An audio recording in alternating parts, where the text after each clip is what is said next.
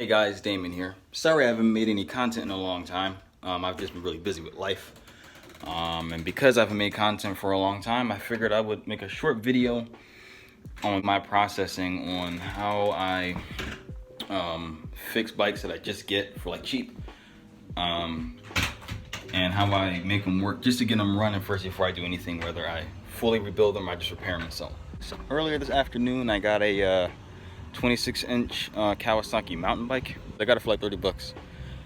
And since I haven't, this is gonna be my personal bike and I kind of want to do stuff with it in the future. I figured it would be a good topic for today's video just to see how I would get it running. All right, I brought the bike inside just so that way we can kind of continue this video in a more comfortable setting.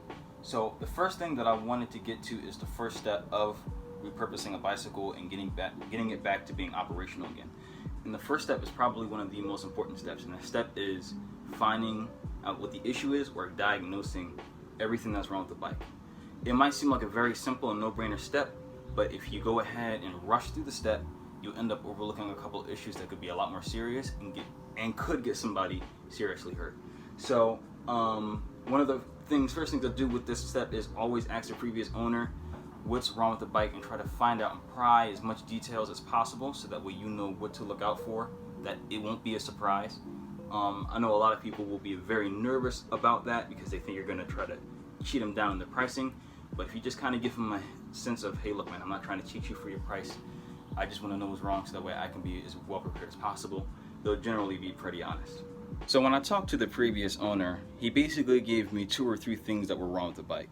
Number one, that the bike is really rusty, like with the frame and everything, and also that the rear brakes are missing and that the brakes aren't good on this bike at all, which isn't really too much of a serious problem considering the chances of it being real bad are very slim to none because they're kind of meant to be outside.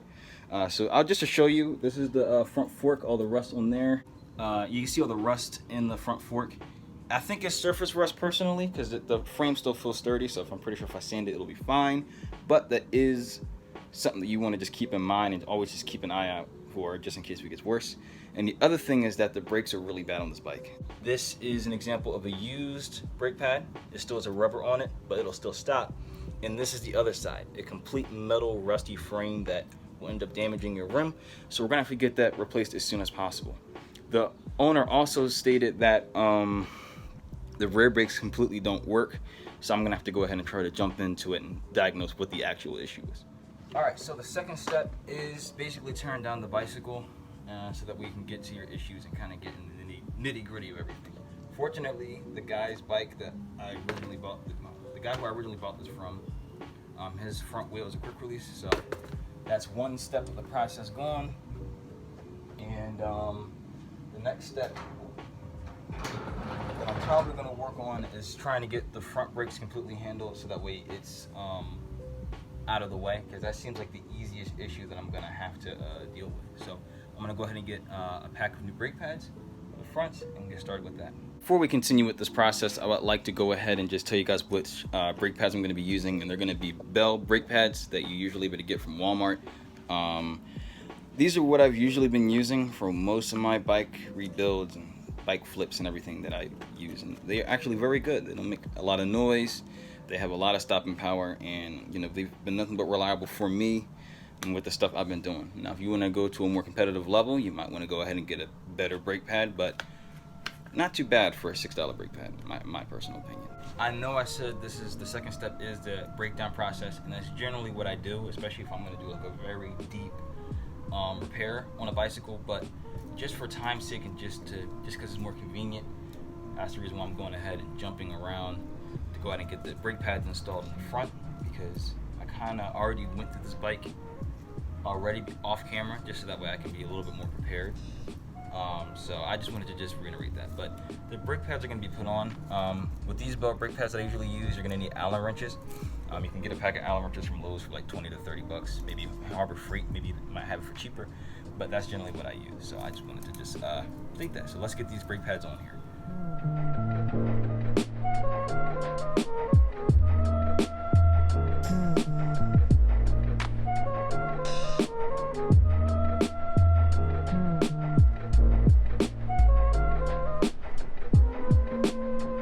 One thing that I do whenever I install brake pads is I always don't put them on really tight because I still have to put on the front wheel for these bikes. So now that those are on, I'm gonna go ahead and move over to the rears and see what's going on back here. So let's get started into that.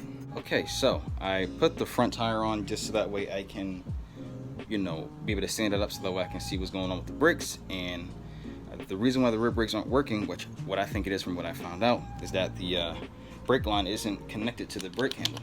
See, there's supposed to be a line that goes right in this clip right here, and it's in there. I don't know if you guys can see it. It's the silver thing. So I'm gonna go ahead and try to reattach it and see if that is the culprit to why the rear brakes don't work.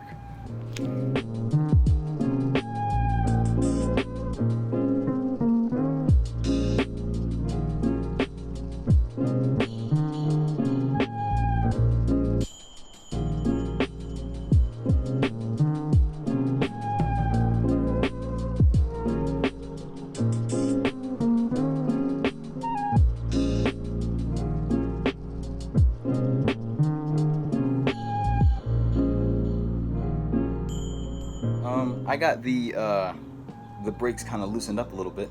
Here's the brake pad, and here's the bolt that holds, not the brake pad, but the brake handle. Here is the bolts that hold the brake handle in place. And one thing that I like to do, especially since, as you guys can see, these bolts are very rusty, is go ahead and spray some WD-40 on them.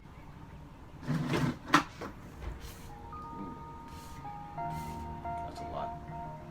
Kind of spray a little more than I wanted to. Should always try to do this outside in a more open area. But I made the mistake of doing it inside, so I have to go ahead and deal with it. Another thing I like to do is I like to go ahead and tighten up the bolt on the screw, just get some of that WD-40 in the thread, and keep doing that. Go back and forth, brake handle back on, and then go ahead and let's go ahead and reconnect this brake cable. So what I found out is that the brake lever was part of the culprit. However, the biggest culprit is that the line is frayed, and some of the frayed fragments are in the actual brake line.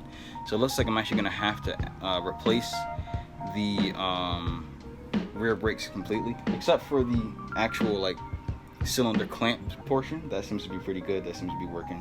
But I mean, it's really rusted away and it's also really frayed. So it would just be the more responsible decision anyway. So I'm probably going to have to get back to this at a later date, because you know, I have to shop around and find the proper size brake line. But as soon as I get that done, I'll get right back to you guys. One more thing before I go, because I might want to make this into a part 2, just that way the video isn't too long. I'm just going to include this. So I removed the brake line, but I forgot to record myself doing it, because it can be a little tricky, especially for your very first time ever trying to take apart a brake line. So I just wanted to explain it. So what you do is you see these clamp portion here. There's a screw right, there you go, right here. You loosen it, and then you pop off the, there's a little clip, like a little clamp that goes to the end, let me find it, to the brake line. It goes here, but obviously I removed it, and plus it's frayed, you know, because I'm not going to be using this line again. I'm only going to be using it just to figure out, you know, any sizes that are very similar to this. So what you do, you remove that, and then there's a little housing. You keep pulling. Usually whenever you get to the housing, this guy stops here, and then the brake line runs through him, which he's looking very beat up, and I might do something with or replace. Then you keep moving. This is usually the section where you're able to feel how tight the brake cable is. This is the shifter cable, which is going to have to be replaced at a later time.